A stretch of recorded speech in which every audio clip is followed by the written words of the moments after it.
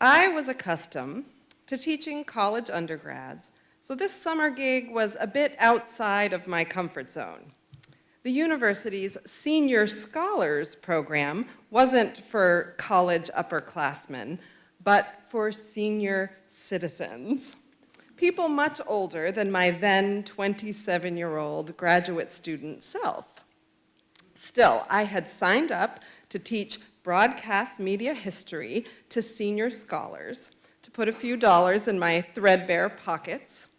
I compiled all my notes and slides, planning to start with some historical theory, then go over major radio and television events that shaped US popular culture. Sounds fun, right?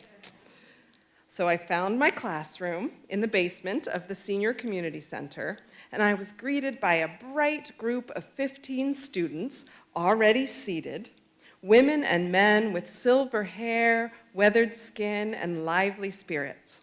They were chatty and clearly eager to learn. I said, clearing my throat and standing tall in front of the classroom. Thank you for coming. I'll be teaching you about broadcast media history. I noticed some sly smiles and sideways glances, but I proceeded to teach for a full 45 minutes, and by that I mean lecture, with perhaps a few directed questions sprinkled in. Class ended. I waved goodbye with a professional smile as they ambled out of the room, talking in hushed tones. The next day, as I walked through the senior center lobby, I noticed a few of my students sitting in the lounge area chatting. I gave them a small wave and a slightly confused look. Arriving in the basement classroom, I found the lights out and every seat empty. I looked at my watch and double-checked my class info sheet.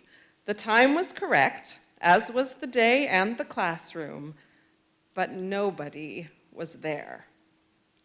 Now, classes were optional in the Senior Scholars program, no grades or anything, but 15 students had signed up for mine, and not one of them had come back for the second day. My stomach lurched, my cheeks reddened, and my breath grew shallow as the realization hit me they didn't like me. I was awful yesterday. I plopped down on a plastic chair and dropped my head into my hands on a desk, tears pooled at the corners of my eyes. What was I going to do? I was being paid to teach broadcast media history to 15 students, and every last one of them had jumped ship after the young professor had bored them to rebellion. Taking deep breaths, in an attempt to quell my panic, I thought about how to get myself out of this mess. How could I redeem myself to these students, lure them back to this basement classroom, and fill it again with their light and oxygen? Finally, I had an idea. It was slightly mortifying, but it might work. I stood up from the plastic chair, squared my shoulders, then relaxed them. With my gut quivering, I marched out of the classroom with a new approach, hoping I wouldn't be facing a firing squad. Ascending the basement stairs cautiously, I walked into the lounge. The seniors were waiting there with raised eyebrows to see how this young whippersnapper would handle their walkout. I inhaled and exhaled deeply. "Hi, everybody," I said. Some of the men crossed their legs and sat back in their cushioned chairs, grinning like they were about to watch a boxing match. So, I realize I blew it yesterday, I said. I apologize. I was trying to teach like I thought a university course should be. It was boring and obnoxious. They giggled quietly like a group of school children as I lowered my chin and grinned sheepishly, my eyes scanning them. "I'm asking you to please give me another chance. The room was silent as they looked at one another, communicating silently. I commit to you that this time I will make it more interesting, I continued. I won't lecture. In fact, what I was thinking is that I could ask you to tell me your own experiences of the events of broadcast media history. After all, you were alive for most of those, right? Well, what do you remember about them? What did you think about them then? And it felt as though all the tension whooshed out the windows then, like air releasing from a balloon. They started to laugh and chatter and talk over one another. Remember Ed Sullivan? Oh, I actually met Walter Cronkite. We closed our shop early once a week for I Love Lucy.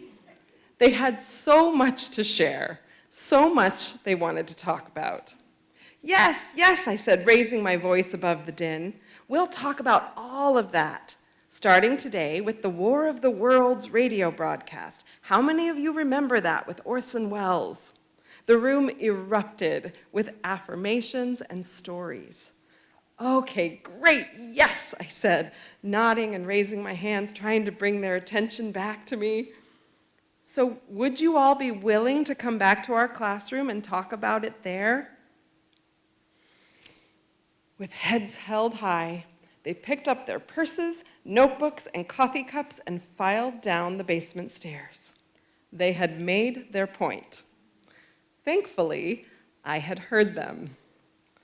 We had a wonderful summer discussing the events of broadcast media history, the events of their lives.